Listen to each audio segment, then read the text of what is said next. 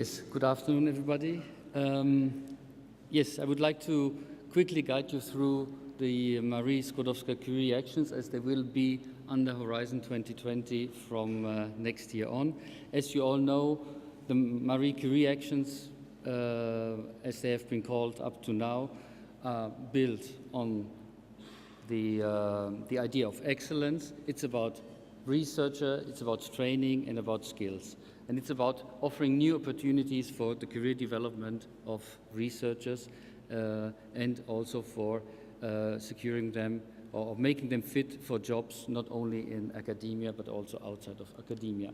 And as you also know, I assume, there's one condition without which the Marie Sklodowska Marie Curie Actions will not happen, and the condition is mobility. So researchers must be mobile, they must go to another country to pursue their research or research training. And as you see on this slide, up to now we have Marie Curie Actions implemented in more than 80 countries, and our researchers are from more than 130 nationalities, including, of course, Hungarian, and I will show you a slide in a second about this. Another key feature of our Marie Curie Actions is the bottom-up nature, so we finance every kind of research. Whatever is proposed will then be put into 8 broad categories in what we call panels, and then evaluated against its peer proposals. Yeah? And this is the distribution based on the number of financed projects in the end. Here a slide which shows you the participation of Hungarian institutions and fellows in the current Marie Curie Actions. As you can see, 225 fellows have been hosted so far between 2007 and 2013 in Hungary, and 337 Hungarian nationals have been funded. And all this for a total of almost 30 million euros. And Hungarian institutions have participated 157 times, out of which 23 SMEs. And the good thing here is the entire industry participation in Hungary is through SMEs. Yeah? So,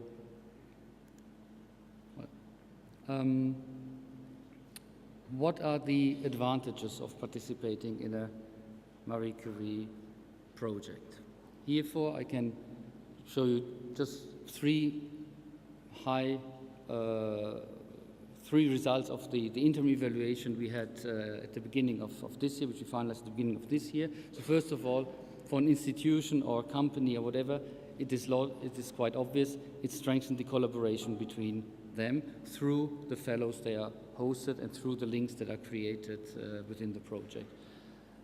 Why should you participate? Because you could get in contact or you could collaborate with a very high with a prestigious academic institution, which is in the Shanghai list, as you know. 2/3 of all of the Shanghai top 500 institutions are actually participating in our program. And what is also very important to know is that 9 out of 10 of the top investors, private investors in research, are also participating in our actions. Yeah? And as a fellow, the advantage is also that normally your career prospects after the fellowship increase tremendously. Yeah?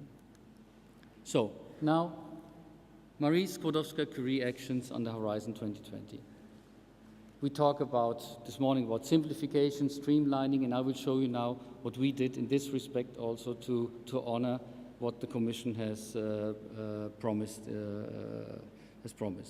So first of all, the objective doesn't change a lot to what you know already. It's still about the intellectual capital of Europe, about the researchers themselves, about the people behind the research. And through the training and the research we allow them to do, we want them to generate new skills, knowledge, contribute to innovation, and in the end also to new products and services which are marketable, of course. Yeah? Regarding the budget, it was mentioned already this morning, we have a budget of roughly 6.2 billion euros over the next 7 years, which is a 30% increase compared to FP7.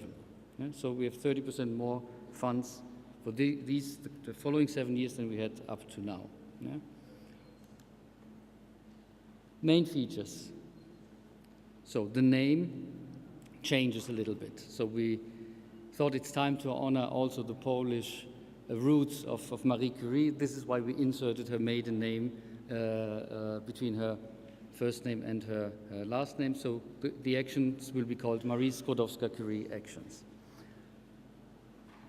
Some continuity, the funding levels as well as the broad schemes will be maintained. And I will show you a slide in a second about the schemes. So you won't see too many changes in the kind of actions that can be funded. Yeah?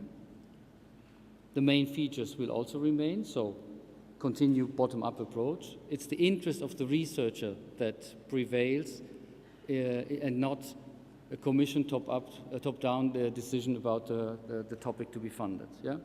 It is still about mobility, it is about the career development. We also would like to honor, as in the past, the gender balance.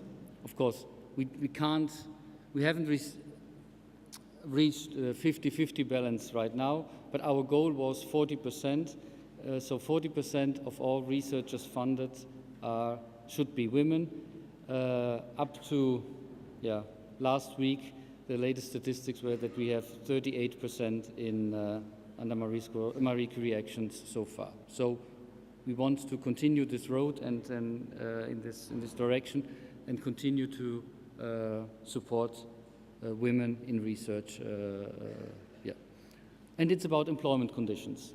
We want researchers to get a decent salary for the work they do, so they can actually do the work without having to worry about their income. So this is why we actually provide rather attractive conditions for the individuals.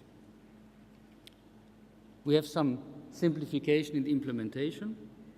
So for this morning we heard something about unit costs, and this is actually what we are going to do under Marie Sklodowska Curie. Funding will be based only and exclusively on the basis of unit costs. I will show you also a slide about this, which also means that indirect costs will be covered by a unit. Yeah? So you don't have to calculate anything about these indirect costs. It will be paid out as a unit. Yeah? And another simplification we did is we broadened the term of what we call industry. Yeah? Now we will only have two categories, which are academic, which are research institutes, higher education institutions, and then non-academic. Yeah? So it's easier for distinguishing and also for finding a suitable partner under our actions where we, for example, require participation of both sectors. Yeah? What do we want to do with this program? We want attract, of course, and retain research talent. Yeah?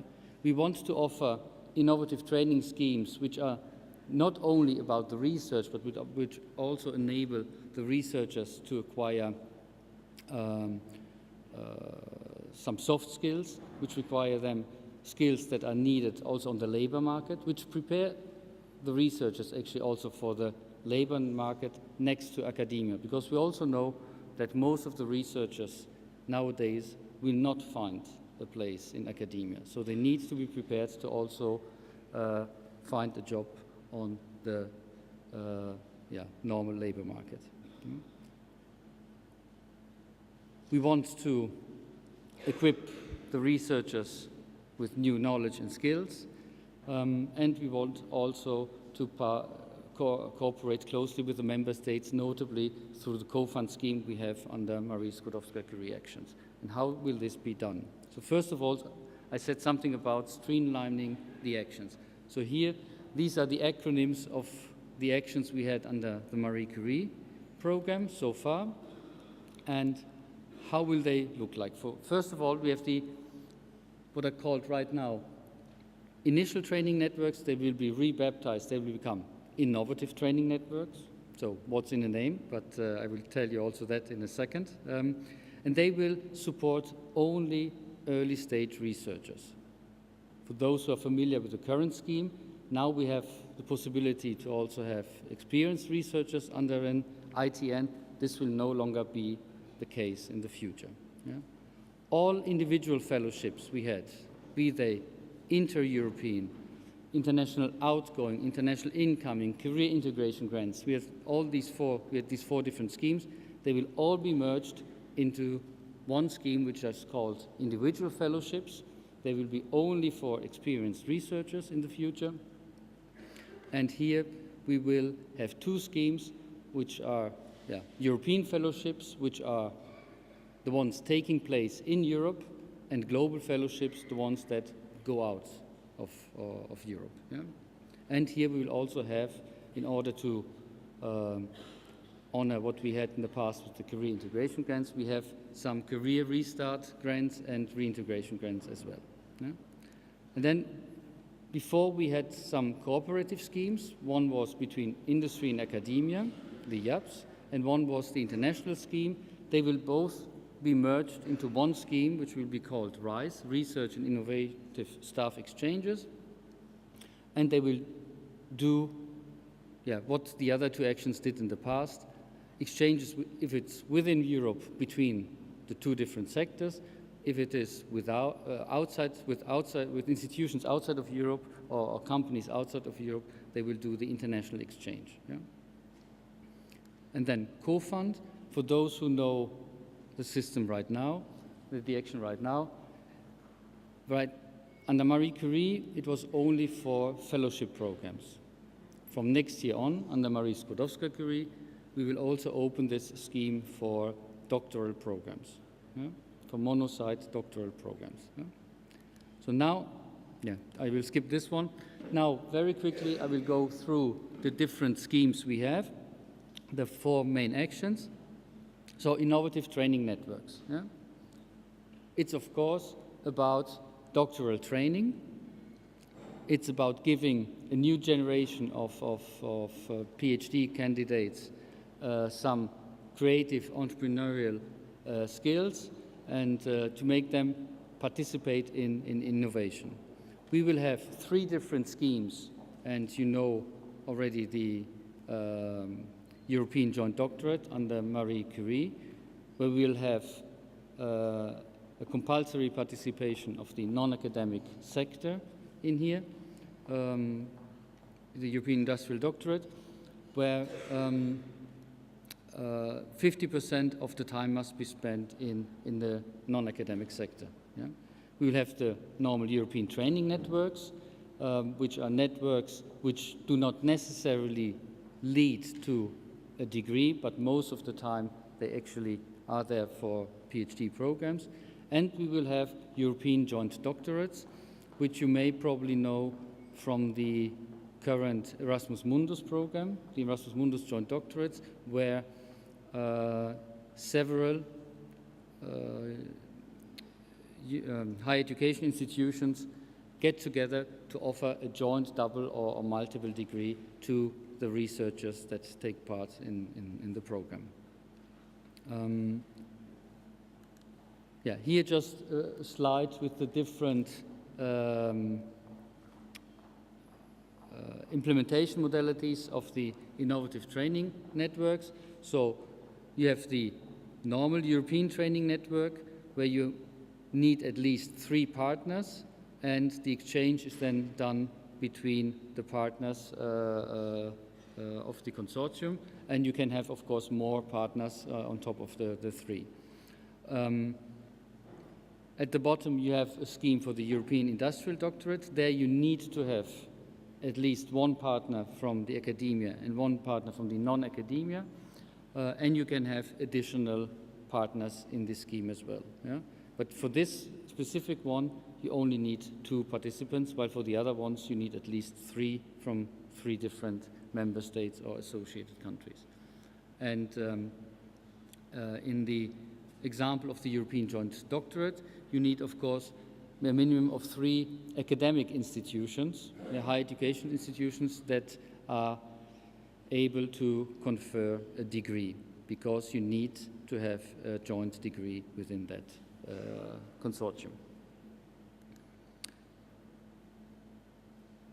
ITNs, and this is some information taken from the draft work program, which you actually find already published on the Horizon 2020 website.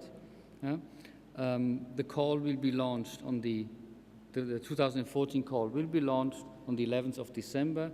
We will have a budget of roughly 4.5 million. And for EIDs and European Joint Doctorates, there is a specific budget envelope set aside for these 2 implementation modalities. The maximum size of such a project is 240 researcher months, which means roughly 15 PhD candidates for 3 years. And the fellowship may last for the individual one up to 36 months, while the project itself can last 48 months. Yes, individual fellowships, I don't want to go into the details about the objectives and the scope and the impact. I think this is fairly clear. But it is, as I said, about attracting researchers to Europe or exchanging them within Europe, or giving European researchers in Europe the possibility to spend some time abroad to acquire new skills over there.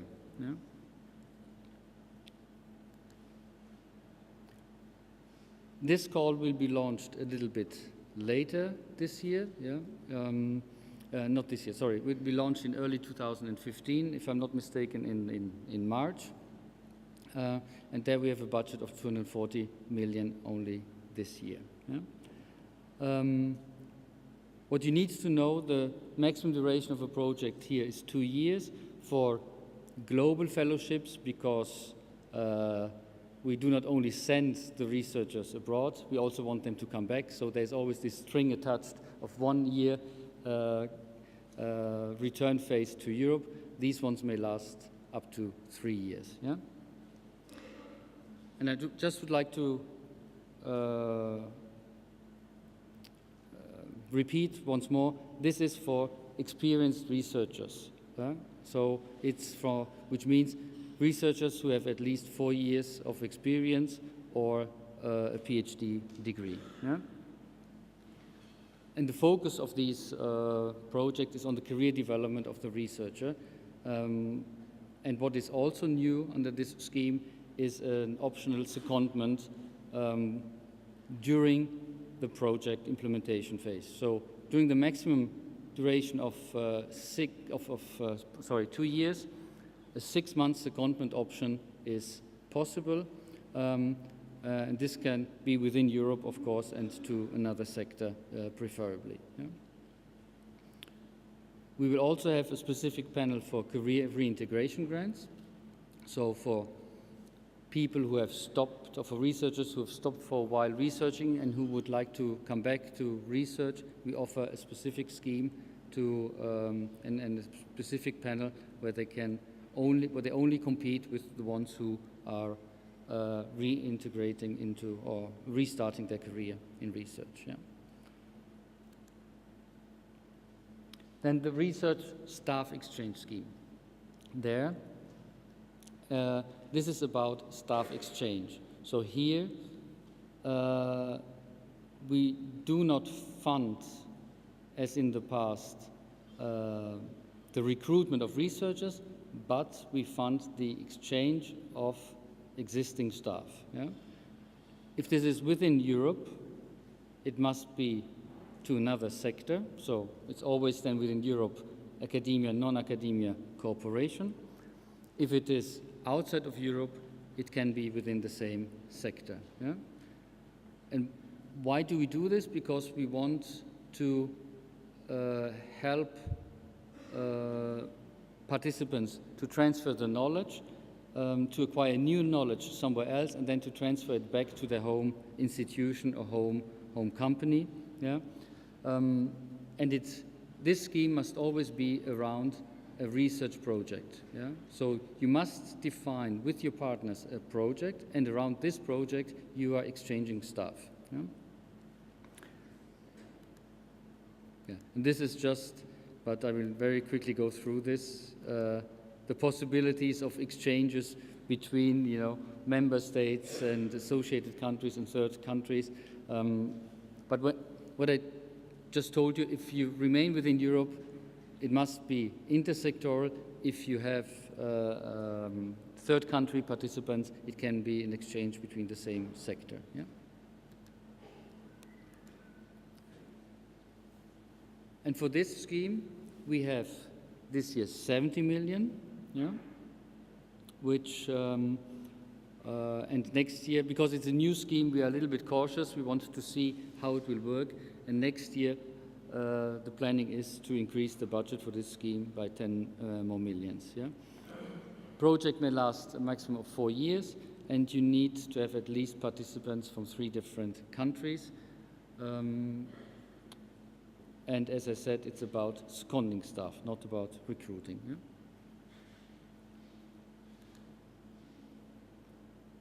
Co-fund, and this is the last of the main Marie Sklodowska Curie actions. Here we put money aside to inject it into new or existing fellowship or doctoral programs that are implemented in the member states or associated countries. Yeah? Compared to the past, as I said before, we have the new possibility of funding also doctoral programs. And it is those programs we fund that have an international angle to them. Yeah? So mobility is also here a requirement if you want to apply under this scheme. Yeah? It is so either for attracting researchers to your country or to your institution, or sending them out somewhere else. Yeah? The important thing or new thing under co-fund is, and my colleague Clara del Toro explained this already, I think, this morning, we will have synergies and we will have the possibility to co-fund this also with other European instruments, yeah? Which means the European social investment funds can also inject money into these projects if this is foreseen in your national or regional plans. Yeah? This is what I said. So we will have doctoral and fellowship programs. Yeah?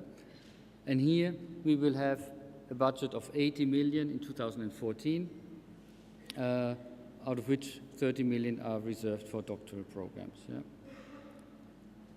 And you can see a budget project here can be actually quite big. You can receive up to 10 million per single applicant per call. Yeah? While for the other schemes, the funding rate is 100%. For this one, as the name already says, it's co-fund, it will be 50% for the established unit costs. Yeah? And last but not least, because this is not a classical Marie Curie action, it's a more support action. It's the European Researchers' Night. I just would like to draw your attention to this one. It's an outreach and promotion action about the researcher career and what does research actually contribute to society and well-being. Yeah? And every year at the end of September, we organize the European Researchers' Night in more than 300 cities around Europe.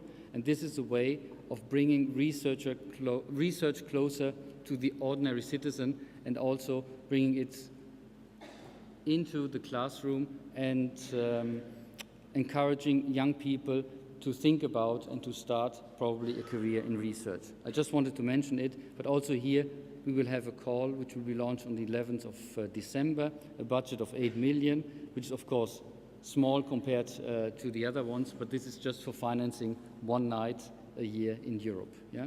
And this year's call, the call we launch on the 11th of December will actually cover 2 years. So if you are thinking about this, about creating some fun activity to promote research and research career, this may be something you could probably have a look at. Yeah? Okay. I think I have to round up. So very quickly about the EU contribution. As I said in the beginning, everything will be based on unit costs. And the unit for Marie Sklodowska Curie Actions will be the person months. So how many months a researcher has spent on the project in your institution is the basis for calculating all the costs and all the funds you will receive. Yeah? What will be new under Marie Sklodowska Curie is, first of all, we have a new approach to the country coefficient. You may probably know the living allowance in the past we paid for the researcher was subject to country coefficient. This will be still true under Marie Sklodowska Curie, but it will not change every year. Because in the past, sometimes we found deviations in the country coefficient by 20% from one year to the other, and then it went up, it went down 20% and went up again 15%, which is, of course, has nothing to do with the situation on the ground. Yeah? So what we will do from next year on is we will take the average of FP7 and apply this for the first 4 years as a country coefficient. Yeah? We also have recalculated some of the unit costs, but they stay more or less the same as you know them from the past. Yeah? And we will have, as I said before, a dedicated unit cost for the management and the overheads. And here on this slide, a schematic overview about the unit cost. So all you have to think about in the future is, as I said before, how many months will has a researcher spent in my institution, and how many researchers did I have? So if you had, let's say, 3 researchers and they spent 54 months in your institutions, this is all you need to put into the reporting form, because then on the participants portal, the form itself will calculate all the other costs for you, even the overheads, because unlike what was said this morning, contrary to what was said this morning, we will not apply a 25% rule to the overheads. You will get a lump sum, or you will get also unit costs, for the management and overhead costs, which are dependent on the number of researchers you have and the months spent in your institution. Yeah? And then the calculation is very easily done. Yeah? And this goes through for all actions. And for the RISE action, as you can see here, you will receive 2,000 per staff member exchange per month, and then the rest is also calculated automatically. Yeah? And then let me quickly go through this. For co-fund, just for you, the explanation, up there you find the unit costs. Yeah? And what will Marie Sklodowska Curie contribute to a project? It's 50% of these costs up there. Yeah? So not 50% of your real costs, yeah? But 50% of what is indicated in this table. Yeah? I have here a little graph that explains how this is calculated. I don't want to go into the details because we don't have a lot of time, but last week we had an NCP meeting with all the national contact points from across Europe and actually the world almost, and we explained this in detail to them. So if you have any questions, your NCP should be able to explain this in detail to you. Yeah? Voila, this is the expected impact. Over the 7 years, we expect to finance more than 65,000 researchers. 2014 alone, we intend to fund 10,000 people. Yeah? So you might be interested to immediately participate in the first year. Yeah? And the rest, I mean, it's quite self-explanatory. If you are interested now in the work program with many more details, just go on the Horizon 2020 website, and there you find the draft work program as it was actually adopted by what we call the Shadow Program Committee a couple of weeks ago. And there you find also the draft work programs of most of the other actions under Horizon 2020. Thanks a lot. That's all I wanted to say. And I hope I didn't confuse you, but I was, you understood what I tried to explain to you. Thank you.